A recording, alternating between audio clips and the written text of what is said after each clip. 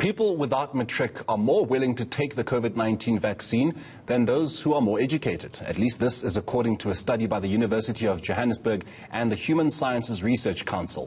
It also found that about 67% of South Africans would definitely or probably get the jab.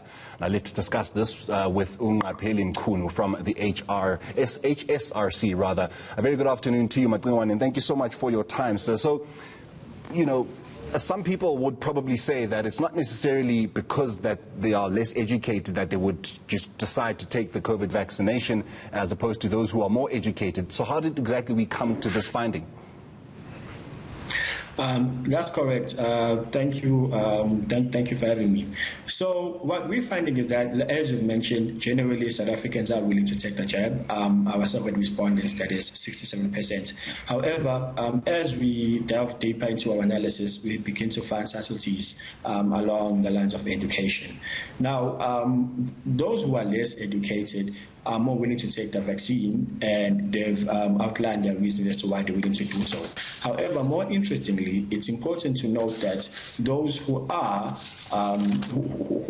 less willing to take the vaccine are not necessarily anti-vaccine, but rather are questioning as to how has the vaccine been manufactured. So the good news is that they can still be convinced to take the jab. They have not straight up said they are anti-vaccine. Now, of course, we know that the more educated are, seen as though they've got better access to information. Better access to information has probably proven, at least in the United States, for example, where the most anti-vaxxers are coming from there, is that they look at the wrong kind of information that they have all this access to. So could that not perhaps be the reason, one of the reasons why those who do have better access to information, are more educated, are not really too confident about taking the jab? Yes. So what our analysis is informing us is that the more educated cohorts are simply more pro-science, meaning they're asking more questions, questions around the procedures of the vaccine, the side effects, the different types of vaccines that are available. We have not seen a correlation, for example, between conspiracy theories and better access to education.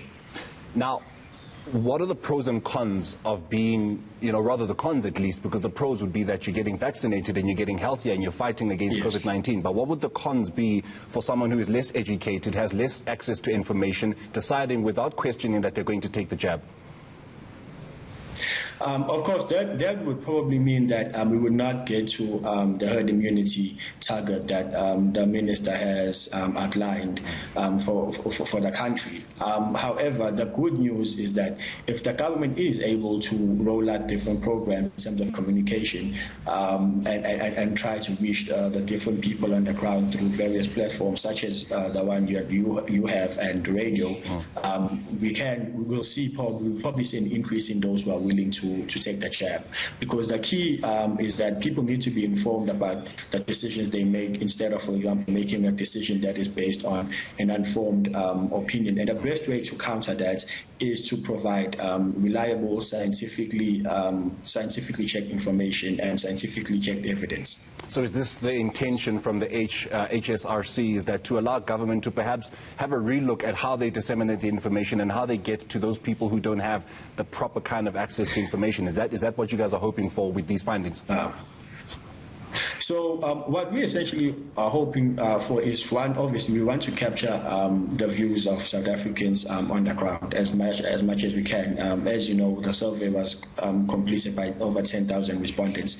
More importantly, we also want to be able to provide reliable scientific information to the stakeholders, mostly that being government, to ensure that the right kind of messages are sent out. So, for example, if you have a situation whereby respondents are expressing concerns around the manufacturing of the vaccine, an opportunity is provided there to basically explain or provide information to citizens as to how the vaccine is manufactured, the different side effects, whether or not it works, or any other concerns that they may have.